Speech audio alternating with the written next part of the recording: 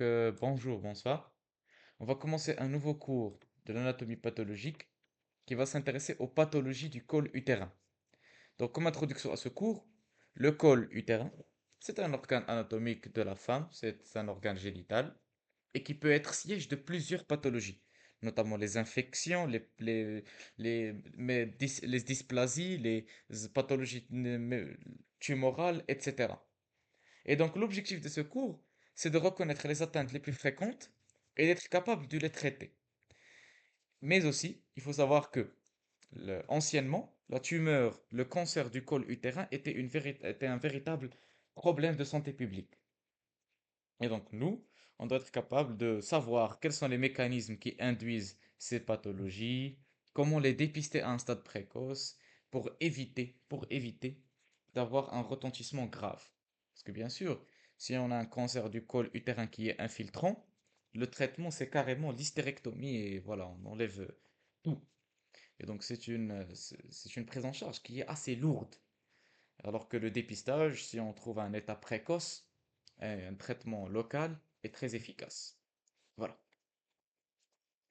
Comme introduction à ce cours, donc pathologie fréquente, inflammatoire, tumorale bénigne, maligne, etc. Elle est surtout l'affaire des femmes en période d'activité génitale, parce qu'on va parler aussi de la notion des infections sexuellement transmissibles. Donc voilà. On va aussi voir le rôle des infections virales, surtout le human papillomavirus, dans la carcinogénèse. Et donc, essayer de reconnaître les lésions précancéreuses, et c'est l'objectif du dépistage. Et donc, le cancer du col, c'est une maladie évitable par la prévention. Et donc, toute lésion cervicale, elle a besoin d'une étude anatomopathologique pour déterminer ses caractéristiques que nous allons voir aujourd'hui. Donc, voici un plan du cours, un plan simple. Donc, quelques rappels anatomiques. Donc, le col, c'est un organe anatomique qui se situe en bas de l'utérus, après le vagin. Le col en distingue deux parties. La portion extravaginale qui est l'exocole, qui a un tissu malpigien, alors que une portion intravaginale, l'endocole, qui a un tissu glandulaire et qui sécrète la glaire cervicale. Et donc canal endovaginal, vagin. Et entre ces deux portions, l'exocole et l'endocole, on distingue une zone de jonction. Une zone de jonction où il y a un passage brutal d'un épithélium malpigien à un épithélium glandulaire et qui est une zone de faiblesse. Une zone de faiblesse qui peut être colonisée par les agents infectieux, etc. Donc voilà. L'exocole, c'est un épithélium malpigien. Exocole. Euh, voilà. Si on fait un frottis cervico-vaginal, voilà leur aspect, l'exocole. Ce sont des cellules pyramidales ou bien polyhydriques à petits noyaux. Ce sont des cellules normales. D'où des cellules normales. Il faut les reconnaître parce qu'on va voir que le frottis cervico-vaginal, c'est le moyen de dépistage. Ensuite, l'endocole sont des cellules cylindriques mucosécrétantes, donc glandulaires. Voilà leur aspect. Et le frottis cervico-vaginal, à quoi ça ressemble? Les cellules normales. Ensuite, la zone de jonction. C'est une zone de jonction endocole-exocole, donc on peut voir la transition entre un épithélium malpigien et un épithélium glandulaire. C'est comme au niveau de l'estomac. Au niveau de l'estomac, le passage de l'œsophage à l'épithélium cardial, c'est aussi une zone de faiblesse. Ulcération, infection, métaplasie, etc. Zone de jonction, voilà. Et donc il faut savoir que c'est cette zone de faiblesse, cette zone de jonction, qui est le lieu de colonisation de l'human papillomavirus. Et donc, qu'est-ce qu'il va faire le human papillomavirus? Il va coloniser les cellules glandulaires et induire une métaplasie en cellules malpighiennes. Et cette métaplasie, c'est elle qui peut évoluer vers la dysplasie et dégénérescence. Ok, faites très attention. Ça, c'est juste introduction. Donc, premièrement, on va voir les pathologies inflammatoires ou bien les pathologies infectieuses. Donc chez la femme, on peut avoir une colonisation par n'importe quel agent, surtout les agents infectieux, et qui vont donner une inflammation. Donc cervicite, etc. Donc cervicite, donc c'est l'inflammation du col. Le diagnostic, il est clinique. À l'inspection, grâce au spéculum. Le spéculum, il nous montre des taches rosées, etc. Des œdèmes, Les signes d'infiltration. d'inflammation. Quelle est la Voilà. Le syndrome cardinal. Voilà, le syndrome cardinal. Rougeur, douleur, chaleur et inflammation et dilatation, mais ça, vraiment, on va pas palper. Donc, elles sont très fréquentes, surtout chez les femmes en période d'activité génitale. Elles sont surtout dues, comme on a dit, aux infections sexuellement transmissibles, notamment le gonocoque, qui va induire l'urétrite gonococcique et les autres agents, mycoses, chlamydia, etc., les urétrites non gonococciques.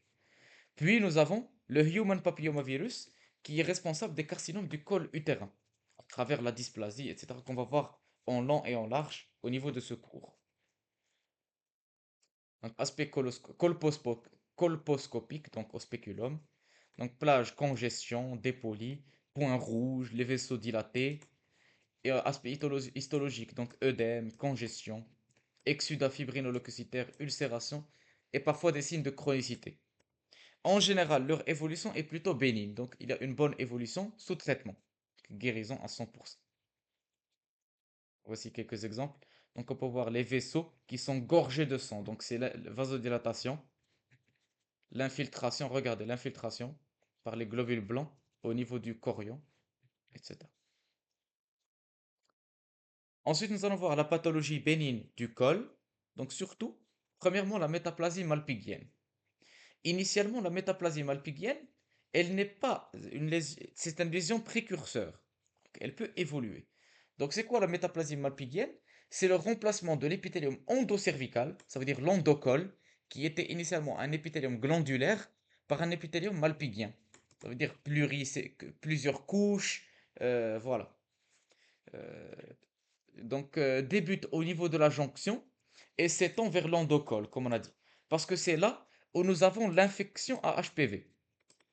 Donc secondaire à une agression de l'endocole, stimulation oestrogénique, changement du pH. Condition bénigne, comme on a dit, mais elle peut faire le lit du cancer. Donc si nous avons l'infection à HPV, ça peut évoluer vers la dysplasie et dégénérescence. Donc là, il faut faire très attention. C'est comme une lésion précancéreuse. Donc c'est là l'intérêt du dépistage. La deuxième pathologie, c'est l'ectropion. C'est quoi l'ectropion? C'est comme une descente ou bien une éversion de l'exocole et donc l'endocole qui devient vers l'extérieur au niveau du vagin. Et donc, éversion à l'orifice externe du col de la muqueuse endocervicale. Et donc, au niveau d'une région où on est supposé trouver l'exocole, on va trouver l'endocole. C'est comme une descente. Donc, les étiologies, que ce soit traumatique, inflammatoire, hormonal, etc. Donc, c'est l'inverse. Bon, ce n'est pas vraiment une métaplasie. C'est juste une descente de la muqueuse. Voilà. Donc, macroscopie, on peut voir des zones iodo-négatives. Ça veut dire quoi, des zones iodo-négatives? L'endocole, il ne capte pas l'iode, mais l'exocole, il le capte. Donc si on fait une coloration à l'iode, on donne de l'iode, l'exocole, il se colore, l'endocole, non. Donc on va trouver des zones iodonégatives à l'extérieur, avec bien sûr l'aspect muqueux. Il s'agit d'une muqueuse glandulaire, donc elle est très rose. Regardez, elle est très rouge. Et donc c'est un diagnostic différentiel avec un cancer, parce que bien sûr, un cancer, ça peut donner le même aspect. Donc à la microscopie, on va trouver l'épithélium de l'endocole au niveau de l'exocole. Hyperplasie de la muqueuse et des franges, hypersécrétion de mucus, parce que comme on a dit, c'est un tissu glandulaire avec de l'inflammation. Donc le traitement, ça peut être soit l'électrocoagulation, le laser ou bien la cryothérapie. Voilà. Ensuite, nous avons les kystes de Naboth. Le kyste de Naboth, ce sont des sécrétions qui sont enkystées. Donc les sécrétions, donc lésions kystiques, tapissées par un revêtement endocervical et renfermant du mucus. Donc c'est une pathologie plutôt bénigne, mais voilà. Donc si nous avons des glandes qui sont très actives, inflammées, il va donner des kystes et qui peut donner de l'aspect au spéculum. Regardez. Donc cet aspect, lui aussi, c'est un diagnostic différentiel d'une lésion maligne. Donc, pathologie bénigne fréquente, le plus souvent asymptomatique, découvert sur pièce. Pathogénie, obstruction du collet, les glandes cervicales, souvent lors de la cicatrisation d'un ectropion, et donc ça donne le piégeage des sécrétions qui peut donner des kystes. Ensuite, nous avons un polype. Un polype, donc c'est une évagination. C'est une évagination de la muqueuse. Un polype endocervical. Donc, lésion exophytique du col utérin, tapissée par un revêtement endocervical régulier. Donc, il est surtout asymptomatique. Il peut induire un saignement post-coïtal. Et voilà, c'est une condition plutôt bénigne. Donc, toutes ces lésions sont très importantes à reconnaître parce que, comme on a dit, lors d'une exploration, lors d'une exploration, ça peut faire la différence entre une pathologie maligne. Ça peut nous permettre de faire la différence entre une pathologie maligne qui est, comme on a dit, il était anciennement un cancer très très fréquent. Il était le premier cancer chez la femme, mais maintenant c'est le cancer du sein. Polype endocervical. Bien sûr, c'est l'aspect endocole. Donc, c'est l'aspect glandulaire. Lésion polypoïde, revêtement endocervical. Et parfois, ça peut évoluer. Métaplasie malpighienne ou remaniement inflammatoire ou ulcéré, etc. Voilà. C'est bon jusque-là? Ouais. Maintenant, la grande partie de ce cours, ce sont les pathologies tumorales. Donc, premièrement, nous allons voir les lésions précancéreuses, puis on va voir la pathologie tumorale proprement dite. Donc il faut savoir que le col, comme on a dit, cette zone de jonction entre l'exocole et l'endocole, c'est une zone de faiblesse. C'est une zone de faiblesse qui peut être colonisée par le human papillomavirus. Et donc lorsqu'on a une colonisation par le human papillomavirus, elle peut induire des mutations ou bien des anomalies chromosomiques ou la génomique. Et donc c'est ce qui peut induire la progression et la promotion d'un cancer véritable. Et donc là, il faut faire très attention. Nous avons l'infection à HPV et qui persiste pendant des années et ça peut nous donner un cancer. On va voir les différentes étapes. Donc le cancer et le HPV. Donc le cancer du col, il est presque toujours induit par HPV. Et l'HPV, comme on a dit, il colonise surtout les cellules malpighiennes. Et donc le cancer le plus fréquent, c'est un carcinome épidermoïde. Parce que c'est l'épithélium malpighien. Voilà. Donc, on a premièrement des lésions pré-invasives, des anomalies intraépithéliales, métaplasie, dysplasie, puis cancérisation. Et donc, il y a une filiation obligatoire et il y a une longue période d'évolution. Et c'est ça l'intérêt du dépistage. Parce que le dépistage, il va nous permettre d'agir à ce niveau-là, avant que le cancer n'apparaisse. Donc, si on trouve une métaplasie malpighienne, on peut faire un traitement local ou autre moyen. Et voilà, la femme, il n'y a plus rien à craindre. Sinon, il existe des vaccins HPV qui sont recommandés à vacciner chez la jeune femme. La jeune femme, en période d'activité génitale, on peut la vacciner contre l'HPV. C'est la prévention primaire. Donc, le human papillomavirus, c'est un virus à ADN avec 200 génotypes, mais les plus importants, c'est le 16 et le 18, parce qu'ils sont très oncogènes. Donc, les plus fréquents dans les cancers invasifs, ils induisent l'apparition du cancer, le 16 et le 18. Voilà. Donc, qu'est-ce que ça nous donne? Au début, on a une dysplasie. Une dysplasie, c'est la période c'est la lésion précancéreuse, on a le début d'apparition des asynchronismes ou bien des atypies cytonucléaires.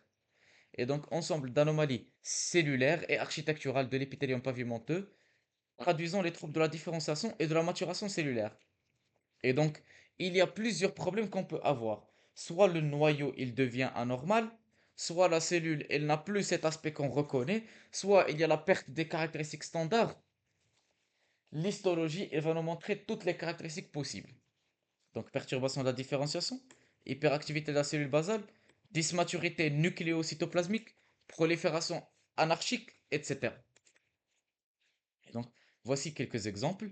Donc, pour voir dysmaturité nucléocytoplasmique, hyperactivité des cellules basales, hyperchromatisme, ça veut dire que le problème il est nucléaire, perturbation de la différenciation cellulaire. Les exemples, il y en a plusieurs. Une activité mitotique plus élevée. Et donc là, cette dysplasie, elle aura deux devenirs. Soit elle va régresser si le système immunitaire est capable de s'en débarrasser, ou bien elle va évoluer vers la néoplasie. Et donc, c'est la néoplasie cervicale intraépithéliale. Donc, c'est le CIN, Cervical Intraepithelial Neoplasia. Donc, c'est comme le carcinome in situ.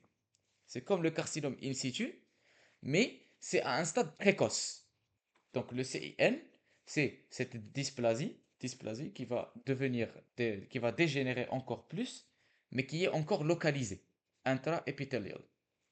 Et si on la laisse évoluer, ça va devenir le carcinome in situ proprement dit, et qui peut ensuite rompre la membrane basale et nous donner un carcinome invasif, le cancer. Voilà. Donc il existe plusieurs stades donc de CIN en fonction de l'intensité des anomalies. Et le diagnostic, il se fait à l'anatomie pathologique. Il est histologique. Et donc c'est ça l'intérêt et le rôle de l'anatomopathologiste dans ses prises en charge. Lorsque nous allons faire un frottis cervico-vaginal, on aura besoin de la preuve anapathe. Et donc, il faut comprendre que l'anatomie pathologique, elle occupe une place très importante dans notre pratique médicale. Donc, si la dysplasie elle est légère, on la note CIN1. Si la dysplasie elle est moyenne, CIN2. Et si la dysplasie elle est sévère, ou bien on a le carcinome in situ, c'est le CIN3, le grade 3. Et donc, on peut le diviser en deux grandes parties. Les lésions intraépithéliales de bas grade, le LIBG, et les lésions intraépithéliales de haut grade. De haut grade, ça veut dire que c'est très malin. Voilà. Donc voici quelques exemples. Une représentation de ces lésions. Donc CIN1, 2, 3, etc. Et regardez, plus on avance, plus il y a des anomalies. Voici quelques exemples. Ça, ياسين c'est un... Oui? رجع Oui. علاش هاديك السي ان الاولى بنت ليا سي نورمال علاش حسبوها سي ان شنو البارتيكولاريتي اللي فيها Regarde. Normalement, le cytoplasme, plus on avance vers l'avant, plus vers le haut, plus on doit avoir l'épithélium malpigien qui est aplati, perte de noyau, etc. Mais à droite, il n'y a plus la maturité du cytoplasme du noyau qui disparaît par la suite. Regarde, هو الفرق. ومن بعد كتولي عندك l'hyperactivité activité basale, ومن بعد كتغدا وكتطلع. وي وي Au début, فهمت c'est juste une des atypies cytonucléaires. Voilà un exocole normal. Et voici quelques images. Donc dysplasie légère, elle est surtout basale. On peut la voir. Ensuite, les coïlocytes. C'est quoi un coïlocyte? Ça montre qu'il y a l'infection à l'HPV. Ce sont des résidus nucléaires qui sont anormaux. Ça montre que l'HPV fusionne avec l'ADN de la cellule. Ça donne des coïlocytes. Coïlocyte, c'est le noyau avec un halo blanc. هاد البيوض اللي دايره بها.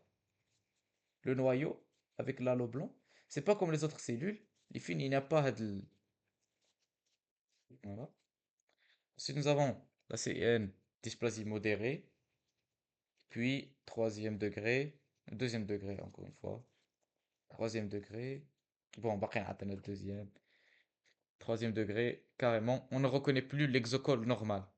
Et même à l'aspect macroscopique, ce n'est plus une muqueuse.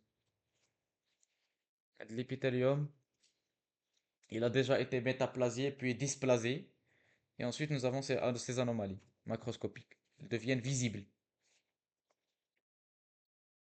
Voici d'autres exemples, on peut trouver carrément des noyaux anormaux. Cette cellule en étoile, c'est pas normal, etc.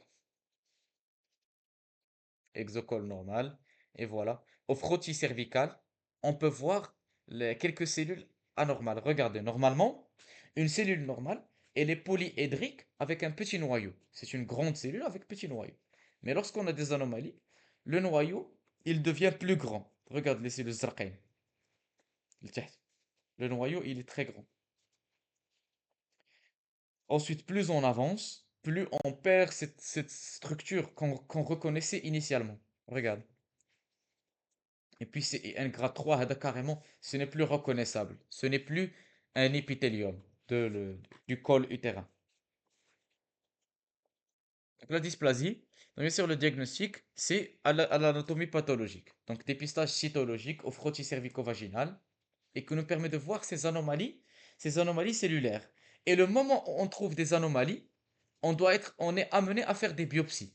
Donc, colposcopie avec une biopsie pour étudier l'épithélium d'une manière plus précise.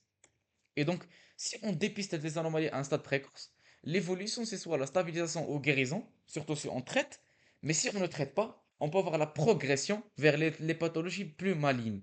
Donc ça peut devenir CIN1, 2, 3, et puis un carcinome infiltrant. Voilà. Donc on va ensuite voir la pathologie tumorale. Si on la laisse évoluer, ça va devenir un cancer invasif avec toutes les caractéristiques que vous reconnaissez. Donc des embolies vasculaires, il traverse la membrane basale, etc. Voilà, je vais diviser le cours en deux.